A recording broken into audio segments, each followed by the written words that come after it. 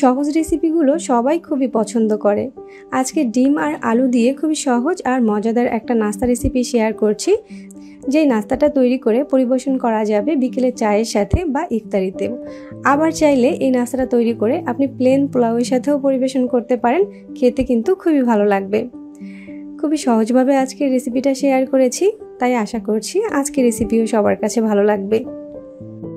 আজকে ডিম আর আলুর এই মজাদার নাস্তাটা তৈরি করার জন্য প্রথমেই একটা বাটিতে 3টা সিদ্ধ করে রাখা ডিম নিয়ে নিয়েছি। এবার ডিমগুলোকে একটা গ্রেটার দিয়ে গ্রেট করে নিচ্ছি। ডিমটাকে কিন্তু অবশ্যই গ্রেটার দিয়ে গ্রেট করে নিতে হবে। তো এখানে সবগুলো ডিম গ্রেট করা হয়ে গিয়েছে। আর এখানে 2টা আলুকে খোসা ছাড়িয়ে সিদ্ধ করে নিয়েছিলাম। এই আলুগুলোকেও এখন গ্রেটার দিয়ে গ্রেট করে নিতে হবে। এখানে ডিম আর আলুটা গ্রেট করে নেওয়া হয়ে গিয়েছে। এবার সবকিছু একটু একসাথে মিশিয়ে দিচ্ছি। অন্য একটা বাটিতে কুচি করে রাখা 1 কাপ পেঁয়াজ নিয়ে নিয়েছি। কাঁচামরিচ কুচি নিয়ে নিচ্ছি 2 টেবিল চামচ পরিমাণ, আর 2 টেবিল চামচ পরিমাণ ধনেপাতা কুচি নিয়েছি। লবণ দিয়ে দিচ্ছি 1 চামচ পরিমাণ। এবার লবণের সাথে পেঁয়াজ, কাঁচামরিচ আর ধনেপাতাটাকে হাত দিয়ে এভাবে একটু মেখে নিতে হবে।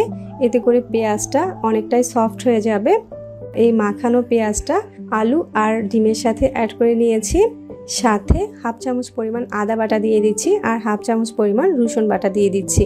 1/2 চামচ দিয়ে দিচ্ছি গোলমরিচের গুঁড়া, 1/2 চামচ দিয়ে দিচ্ছি ভাজা জিরার গুঁড়া, 1/2 চামচ দিয়ে দিচ্ছি ধনিয়া গুঁড়া, 1 চামচ দিয়ে দিচ্ছি গরম মশলার গুঁড়া। এখানে চাট মশলা নিয়ে নিয়েছি 1/2 চামচ পরিমাণ। এটা চাইলে স্কিপ করতে পারেন, তবে দিলে এর টেস্টটা ভালো আসবে। হলুদ দিয়ে দিচ্ছি 1/2 চামচ পরিমাণ। এখানে চিলি ফ্লেক্স দিয়ে দিচ্ছি 1.5 চামচ পরিমাণ।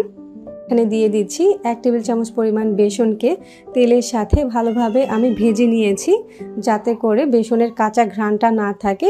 এবার এই সব কিছু একসাথে ডিম আর আলুর সাথে ভালোভাবে হাত দিয়ে মেখে নিতে হবে। এই তো এখানে সব মশলাগুলোকে ডিম আর আলুর সাথে খুব ভালোভাবে মেখে নেওয়া হয়ে গিয়েছে। হাতটাকে একটু ক্লিন করে সামান্য একটু তেল মেখে নিয়েছি হাতের সাথে।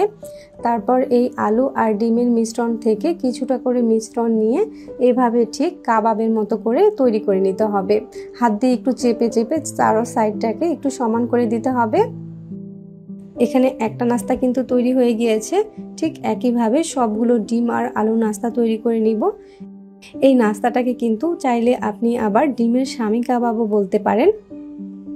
এই পর্যায়ে চাইলে ডিম আর আলুর এই নাস্তাগুলোকে যে কোনো এয়ারটাইট বক্সে ভরে সংরক্ষণ করা যাবে প্রায় 1 মাসের মতো। তবে আজকে এই নাস্তাগুলো আমি আপনাদের সাথে ভেজে শেয়ার করছি। এখানে আগে থেকেই একটা বাটিতে 2টা ডিম ভেঙে সামান্য পরিমাণ লবণ দিয়ে ফেটিয়ে রেখেছিলাম। এবার এই ডিমের সাথে একটা আলু আর ডিমের নাস্তা দিয়ে ঠিক এভাবে করে কোট করে নিব। এতে করে ডিম আর আলুটা ভাজার সময় ভেঙে যাবে না। এই নাস্তাগুলো ভাজার জন্য চুলায় পর্যাপ্ত পরিমাণে তেল গরম করে নিয়েছি। তেলটা মোটামুটি যখন গরম হয়ে যাবে তখন একটা করে নাস্তা ঠিক এভাবে ডিমের মধ্যে গড়িয়ে তেলের সাথে দিয়ে দিতে হবে। ডিম আর আলুর এই নাস্তাটার একটা সাইডে যখন খুব সুন্দর একটা কালার চলে আসবে তখন আলতো হাতে উল্টে দিতে হবে। আর এগুলো কিন্তু আগের থেকে অনেকটাই ফুলে গিয়েছে। এখন এই নাস্তাগুলোকে ভেজে নিতে হবে চুলার মিডিয়াম টু লো হিটে, যতক্ষণ না পর্যন্ত দুটো সাইডেই খুব সুন্দর একটা কালার চলে আসছে। প্রায় 4-5 মিনিটের মতো এই নাস্তাগুলোকে আমি ভেজে নিয়েছি। এখন এই নাস্তাগুলোর দুটো সাইডেই খুব সুন্দর একটা কালার চলে এসেছে। এখন এগুলোকে তেল ঝরিয়ে উঠিয়ে নিচ্ছি আর একটা কিচেন টিস্যুর উপরে রেখে দিচ্ছি, যাতে করে এই নাস্তার অতিরিক্ত তেলটা টিস্যুর সাথে অ্যাবজর্ব হয়ে যেতে পারে। খুবই সহজভাবে ডিম আর আলুর মজার একটা নাস্তা তৈরি করে দেখিয়েছি। এই নাস্তাটাকে ডিমের স্বামী কাবাবের নতুন ভার্সনও বলতে পারেন। ঝটপট বাসায় মেহমান চলে আসলে আপনি কিন্তু এরকম একটা নাস্তা তৈরি করে পরিবেশন করতে পারেন। আশা করছি আজকে এই ডিম আর আলুর মজার নাস্তা রেসিপিটা আপনাদের সবার কাছে ভালো লেগেছে। ভালো লাগলে ভিডিওতে একটা লাইক দিবেন এবং ফেসবুক পেজটা ফলো দিয়ে রাখবেন। সবাই খুব বেশি ভালো থাকবেন। আজকে এ পর্যন্তই। আল্লাহ হাফেজ।